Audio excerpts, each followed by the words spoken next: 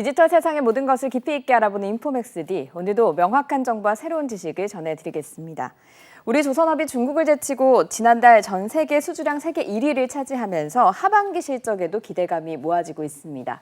10여 년 만에 찾아온 조선업 호황기가 앞으로 계속 이어질 수 있을까요? 오늘 전문가와 함께 짚어보겠습니다. 엄경화 신영증권 연구위원님 모셨습니다. 위원님 어서 오세요. 반갑습니다. 네. 일단 단도직입적으로 여쭤보겠습니다. 네네. 지금이 조선업의 슈퍼사이클에 들어섰다 이렇게 보면 맞습니까? 저희는 맞다고 생각하고 있습니다. 그러면 이 네. 슈퍼사이클이라고 하는 게 얼마 만에 돌아오는 사이클인 건가요? 그러니까 이 배라는 거를 사람이 발주를 하는지라 네. 아주 균일하게 그때그때 필요한 거를 발주를 하지 않고 언제나 쏠림 현상이 저희가 있거든요. 네. 그래서 한 번 많이 발주한 게 수명을 다 하고 사라질 때가 그 다음 사이클이 네. 온다라고 해서 저희가 보통 30년이라고 30년. 얘기를 하는 게 네. 가장 큰 사이클이고 그 중간중간 또 한 10년짜리 중간 사이클이 있고 아주 짧게는 한 3년 정도의 사이클이 있다라고 표현을 보통 합니다. 그러면 슈퍼사이클은 30년 네네. 지금도 30년 만에 맞이했다고 보면 되는 건가요? 지금은 사실 그거의 한 절반밖에 오지 않은 상황이거든요. 저희가 오일 쇼크 때가 가장 큰 호황이었었고 그때로부터 이제 30년이 지나서 2000년대 초중반 네. 이때가 이제 저희가 2003, 4년에서 2007년까지 정점을 찍으면서 사이클이 올라갔고 사실 그때 많이 만들어진 배가 저희가 30년의 내용 연수를 다 보내고 네. 하려면 지금으로부터 한 10년 뒤 정도에나 사이클이 온다라고 생각을 했는데 지금은 이제 시장에서 이 배를 30년을 쓸 수 없는 일이 생겨나게 됐습니다. 어떤 일 이제 때문에? 대표적으로 친환경 규제가 생겨나면서 탄소를 많이 배출하는 배를 사용하지 말아라라고 네. 하게 되니까 이 사이클이 조금 앞당겨지는 거고 사실 저희가 먹고 살기 너무 힘들면 환경 생각하기가 상당히 어려운데 코로나 팬데믹이 이제 해운 업체들에게 상당히 큰 부를 안겨주게 되면서 이렇게 선박을 현대화하는 데 있어서 상당히 적극성을 띠게 되고 그게 이제 사이클을 땡겨오게 된 좀 큰 이유라고 봐야 되겠죠. 위원님은 조선업 쪽으로 이렇게 연구를 하신 지가 이제 몇 전 이제 년? 올해 17년째입니다. 17년. 그러면 이번에 한 슈퍼사이클 보시는 거는 두 번째. 두 번째.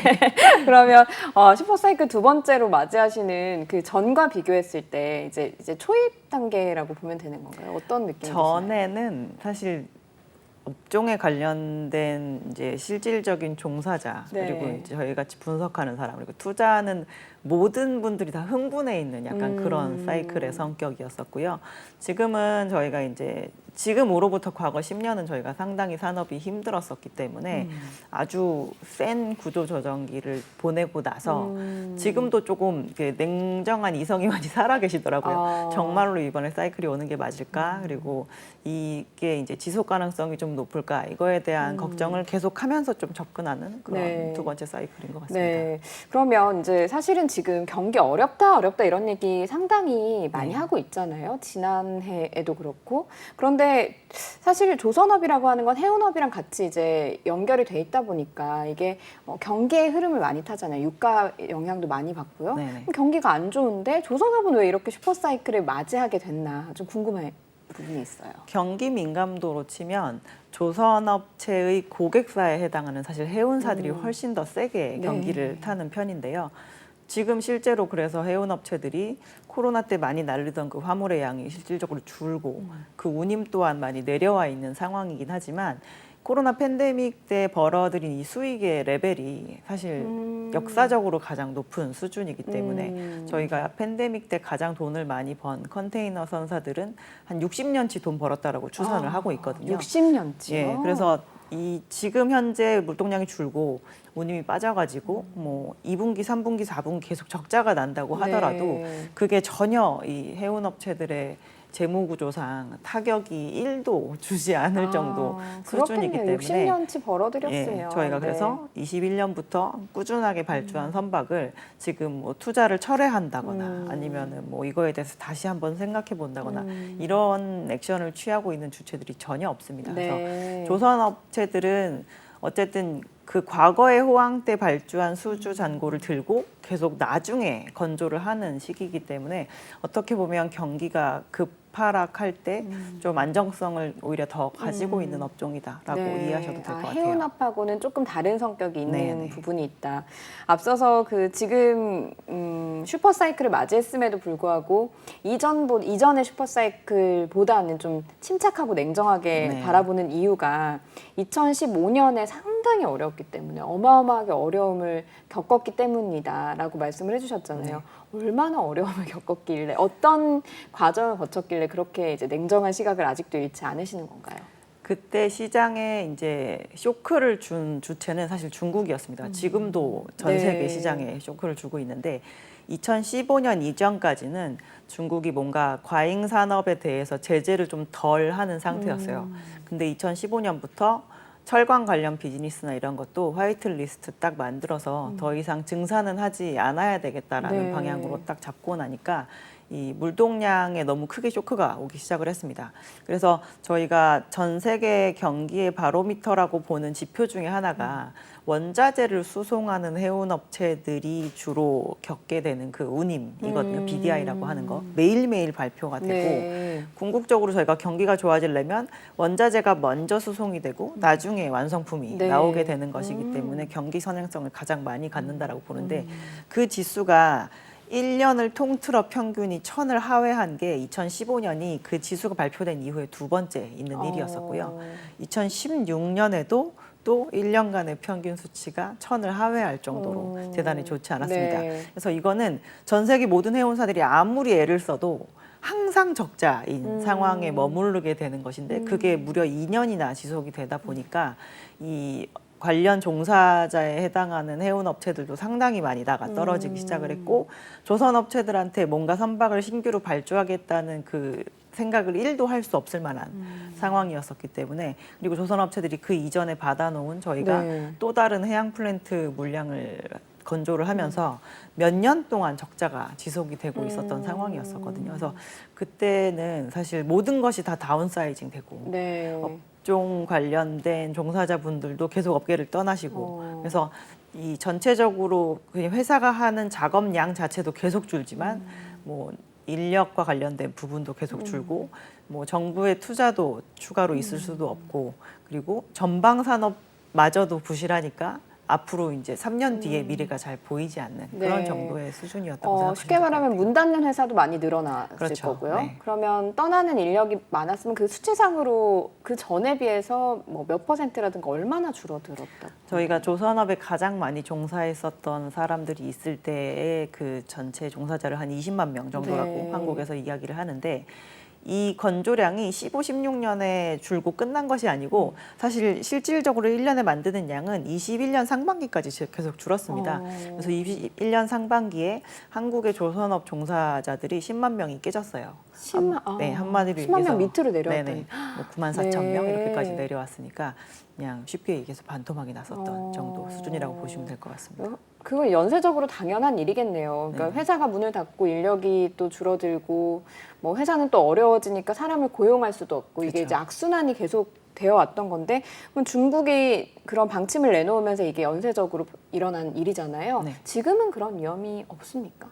지금은 수요적인 측면에서의 쇼크는 그때보다 과하진 않을 것 같아요. 그때는 저희가 이제 중국이 철광석 수입하는 양이 매년 두 자릿수로 늘고 있었거든요. 네. 그래서 배가 많이 늘어나도 시장이 그렇게까지 위기인 걸 사실 잘 체감을 하기 조금 어려운 측면이 네. 있었습니다. 근데 그걸 하루아침에 줄이니까 이렇게 된 건데 코로나 팬데믹 때 저희가 수요적인 측면에서 많이 늘었던 영역은 없진 않아요. 저희가 컨테이너 쪽은 상당히 좋았었고 저희가 내구 소비재를 그렇게 매년 막 뭐 가구나 전자제품을 막 갈아치우면서 이렇게 생활을 하지 네. 않기 때문에 내구 소비재 수요가 그렇게까지 어떻게 보면은 한 3년의 기간 동안 한 10년치를 땡긴 정도의 성장률이었다고 봐야 네. 되거든요. 그러니까 지금 저희가 완성품 관련 수송이나 소비재 관련 수송이 별로 안 좋은 것인데 나머지 여타의 영역들은 사실 팬데믹 기간에 더 많이 수입을 하거나 이러진 않았습니다. 그래서 수요적인 측면에서 쇼크가 올 만한 부분이 그때보다는 훨씬 작은 영역이다라고 생각하시면 될 것 같아요.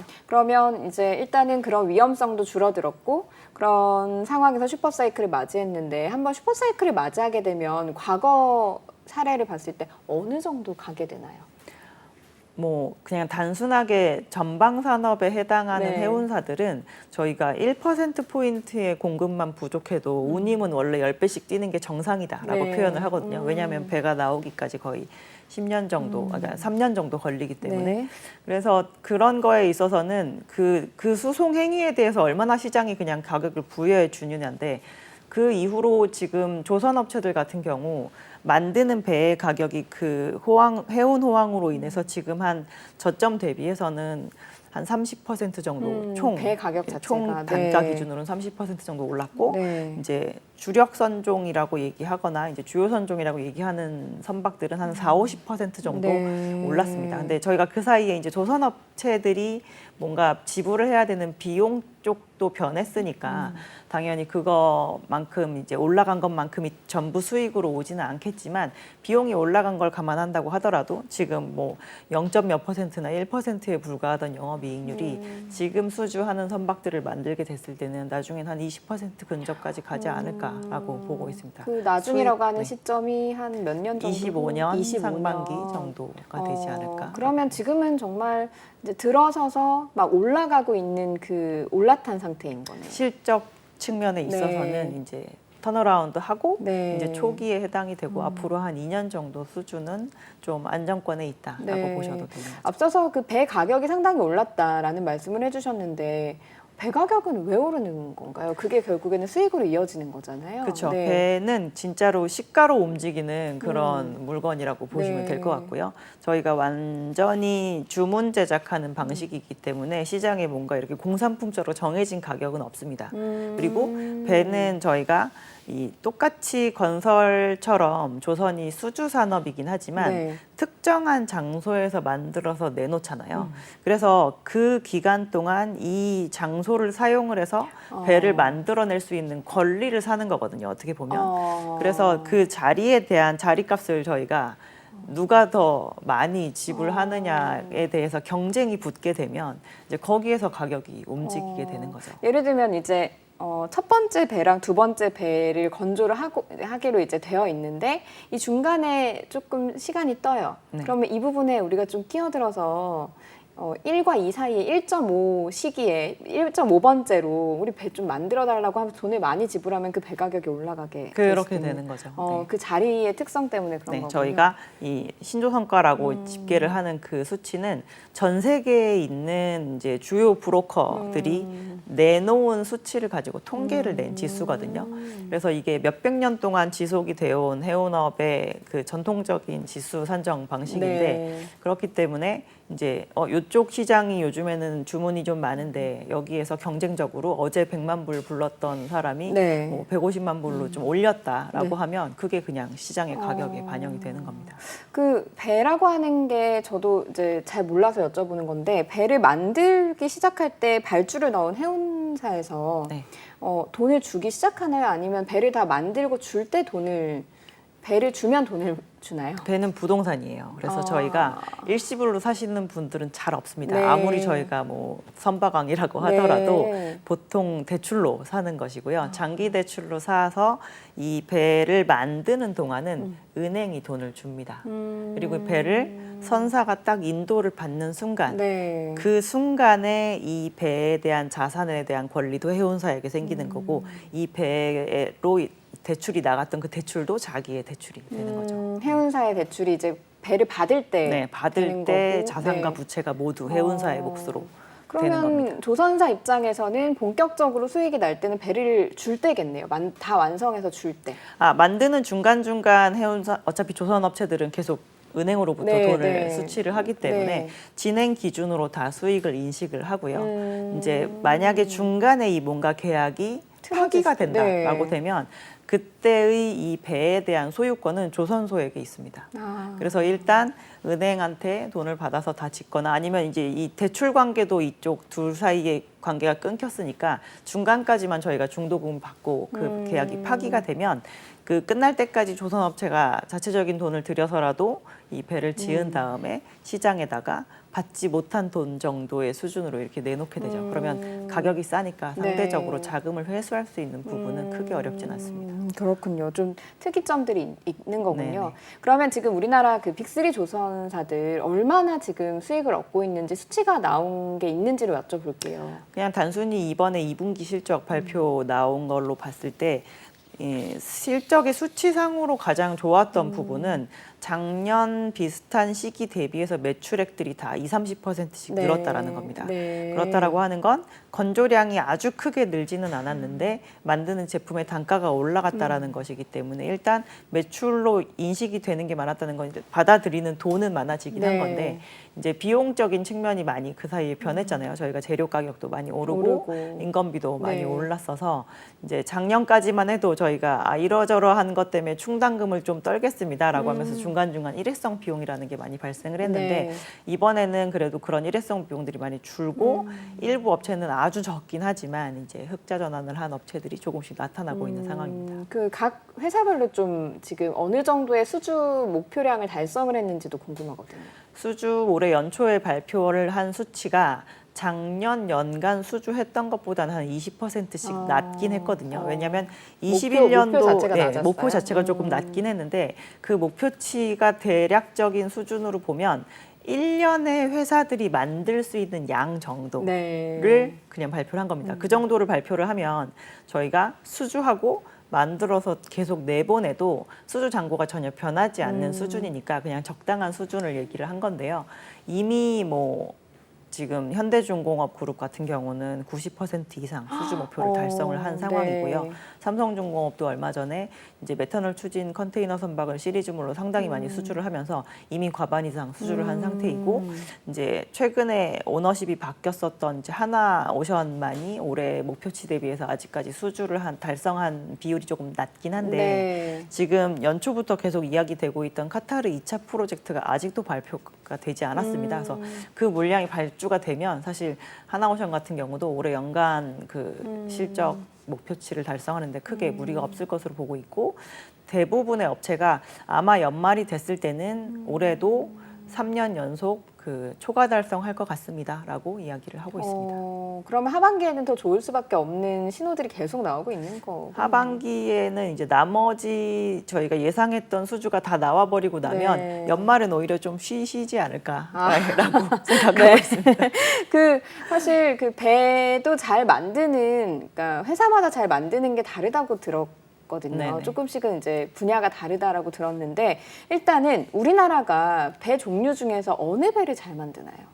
우리나라는 스피드가 빠른 배가 원래 비싼 배고요. 네. 그리고 이제 엔진이 좋다는 얘기라서 엔진 그 스피드가 빠른 배일수록 저희가 배가 좀 날렵하게 생겼기 때문에 짐을 많이 실는데 날렵하게 생기면 배 밸런스를 맞춰주는 거 이런 거에 있어서 상당히 높은 기술력을 요하잖아요. 그래서 저희가 이제 스피드가 빠른 배들이 대표적으로 컨테이너 선박과 LNG 선박 이런 것들인데 이제 이거에 대해서 좀 점유율이 높은 편에 네. 해당이 되고 그리고 해양 플랜트들 같은 경우도 깊은 바다에 들어가는 해양 플랜트를 주로 만드는 편에 해당이 기술력이 되고요. 더 필요하겠네요. 예, 그리고 이제 조금 로우 스피드 선박이라고 한다면 대형선, 대형으로 갈수록 저희가 또 그 부분에서 기술을 많이 요하기 때문에 네. 이제 대형선 위주로 주로 만들고 있는 상황입니다. 그 슈퍼사이클을 앞서서 이제 한 10년 정도 더 갔어야지 슈퍼사이클이 오는 걸로 예측이 되는데 네네. 과거 사례를 보면 당긴 이유 중에 하나가 친환경 이제 규제로 많이 바뀌면서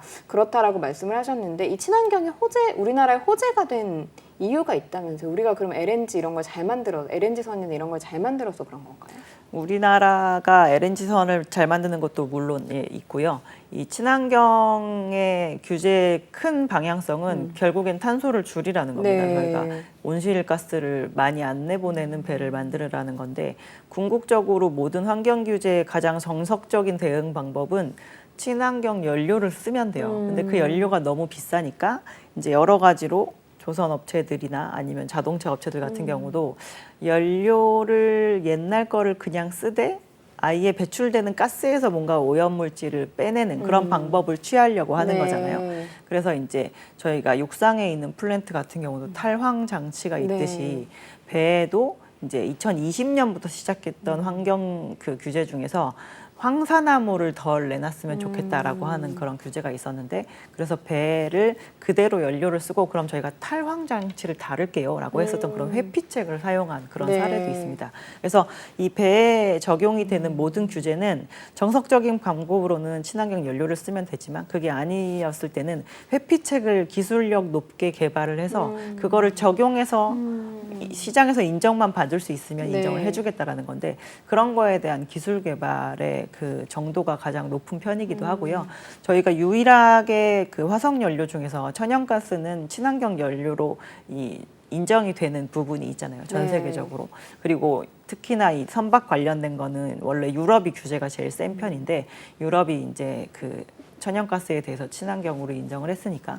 그래서 어떻게 보면 오일이 기존에 하던 그런 역할을 약간 천연가스로 조금 네. 옮겨가는 측면이 있는데요.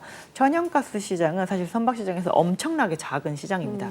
저희가 고부가 시장이긴 한데 작으니까 저희가 큰 부분을 잘 하고 있어야지 꾸준하게 수주를 받는데 작은 영역을 잘하면 여기에서 되게 부침이 있어요. 좋을 때는 많이 나오고 네. 아닐 때는 적게 나오고. 근데 우리나라는 이 천연가스를 옛날부터 많이 썼던 국가 중에 하나입니다. 아, 원래 그래요? 이제 중국 네. 1등으로 올라오기 이전에는 수입 국가 기준으로는 2등이었었거든요. 그래서 이 천연가스를 많이 수입해서 쓰는데 우리는 파이프로 어딘가에 연결이 돼서 기체 상태로 받을 네. 수는 없기 때문에 옛날부터 그냥 천연가스는 LNG 형태로 썼었던 것이고요. 그래서 우리의 수요를 충당하기 위해서 LNG 운반선을 많이 만들다 보니까 네. 노하우가 그 어느 국가보다도 많이 축적이 되어 있는 상황인 거죠. 네. 그래서 갑작스럽게 이 시장에서 수요가 늘었을 때 그거에 대해서 모두 대응을 할 수가 있었던 게 그동안 쌓였던 경험치가 높기 때문입니다. 그래서 한국의 LNG 추진선이 명품이다 이렇게 인정을 받는 거는 기존에 이제 써왔던 방식을 바로 적용을 할 수 있기 때문에 네, 그렇죠. 네. 그래서 LNG 운반선과 추진선은 개념은 살짝 다르긴 한데 이 LNG 추진선을 LNG를 연료로 해서 앞으로 나아가게 네. 만들었다는 것이거든요. 근데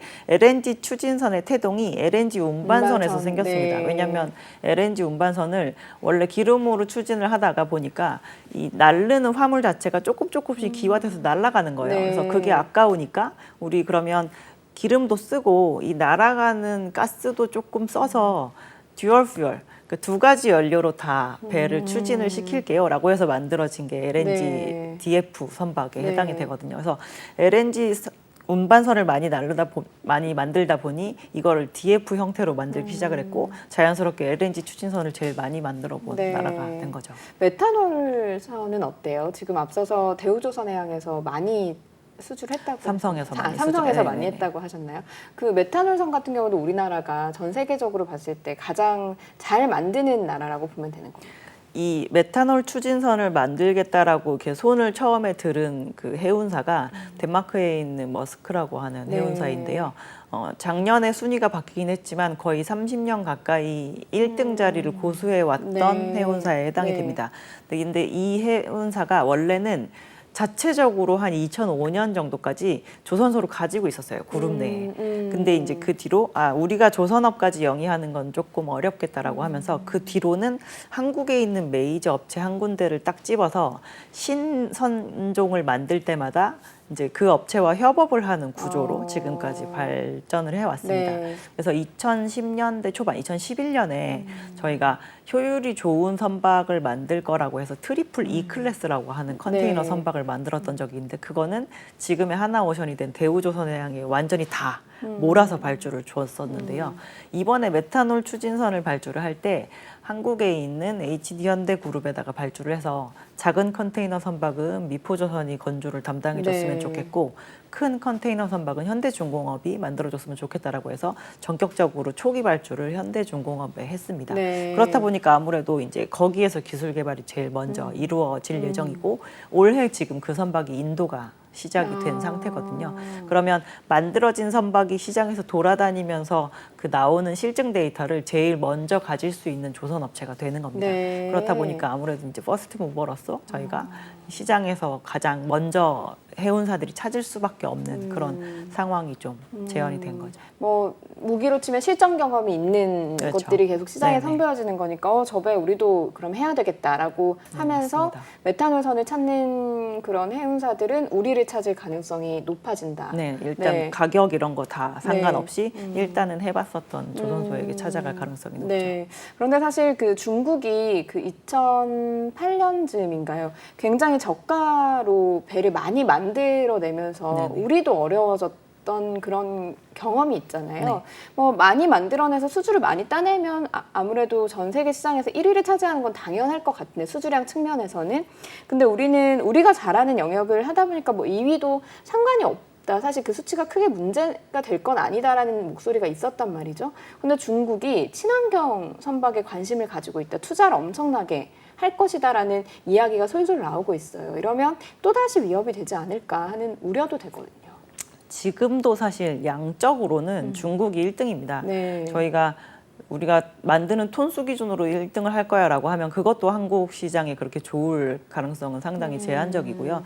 그리고 생각을 해보시면 중국은 자체적으로 되게 전 세계적으로도 큰 해운 국가 중에 하나이기 때문에 자체적인 수요가 언제나 우리나라보다 더 많이 발생하는 네. 이 국가이기 때문에 그 정도만 충당을 한다고 하더라도 그쪽의 조선 사이즈 자체로는 큰 게 맞거든요. 그리고 해운업은 전 세계적으로 저희가 완전 경쟁 산업이기 때문에 이 해운사가 중국의 해운사라서 뭔가 특별히 더 혜택이 있고 이 해운사가 뭐 덴마크 해운사라서 뭐 혜택이 적고 이럴 수는 없기 네. 때문에 국제 표준에 맞춰서 저희가 배를 만들어야 되다 보니 중국도 자기네 자체적으로 필요한 선박도 국제 기준에 맞춰서 만들어야 되니까 친환경적인 투자를 안 할 수가 없는 네. 거죠. 지금은 저희가 봤을 때는 이제 저희를 따라오기 위한 거라기보다는 자체적으로 여기에서 만약에 친환경 선박밖에 안 찾는데 이거에 대해서 투자를 전혀 하지 않으면 조선을 저희가 한 60% 만들 수 있습니다라고 하더라도 그 60%의 수요가 중국으로 갈 가능성이 되게 제한적이기 때문에 네. 투자를 안 할 수가 없는 그런 상황입니다. 중국도 만들어냈을 때 중국이 이제 제일 잘하는 것 중에 하나 가격 경쟁력 측면에서 가져가기도 하잖아요. 네네. 그러면 친환경 선박을 만들었을 때 우리한테 어느 정도 위협이 될 거라고 생각을 하시는지. 그게 예측을 지금 호가를 낮추면서 저희가 수주를 한다면 그거에 대해서 많이 그 경쟁이 될 거다라고 생각을 해야 될 것 같은데 21년 상반기에 선박의 가격이 가파르게 오르기 시작한 시점이 중국이 전 세계 해운사한테 대고 보이콧을 했을 네. 때였거든요. 도저히 이 가격으로는 못하겠다라고 하면서. 왜냐하면 우리나라가 이 10년의 적자 구간과 그 구조조정기를 보내는 동안 중국도 상당히 많이 네. 그런 상황이라서 재무적인 여력이 없는 건 그쪽도 마찬가지입니다. 그래서 지금은 저가 공세를 하기에는 양쪽 다 국가의 그 조선 업체들의 재무 상황이 이제 거의 그게 다른 상황이고 아까 2008년을 말씀하셨지만 2008년은 저희가 재무적으로 되게 충만한 시기였어요. 그래서 여기서 한 3년 이제 세게 경쟁을 해가지고 저 경쟁사를 밀어내는 게 궁극적으로 낫지 않겠냐라는 생각을 해볼 만큼 저희가 네. 갖고 있는 게 많은 시기였었는데요. 그때는 아마 우리나라에 있는 모든 조선업체가 다 순연금 상태였었던 걸로 저희가 기억을 하는데 지금은 중국도 한국도 그렇게 출혈 경쟁을 할 만한 상황은 누구도 아니고 네. 이미 사이즈도 많이 줄어있는 상황입니다. 네, 알겠습니다. 뭐 슈퍼사이클에 들어선 조선업 이제 앞으로 2025년에는 더 좋아질 거라고 예측을 네네, 수익성 해주셨으니까. 측면에서는. 네, 수익성 측면에서 이제 좀 좋아질 일만 남은 것 같습니다. 당분간은. 그래서 이면들을 좀 살펴봤습니다. 오늘 구체적인 설명 감사합니다. 여기까지 듣겠습니다. 고맙습니다. 감사합니다. 네, 인포맥스니 벌써 마쳐야 될 시간이 됐습니다. 영상을 보신 후에 궁금하신 점이나 개선해야 될 점이 있다면 유튜브 연합뉴스 경제TV 채널을 통해서 댓글을 달아주시면 더 좋은 방송으로 찾아뵙겠습니다. 고맙습니다.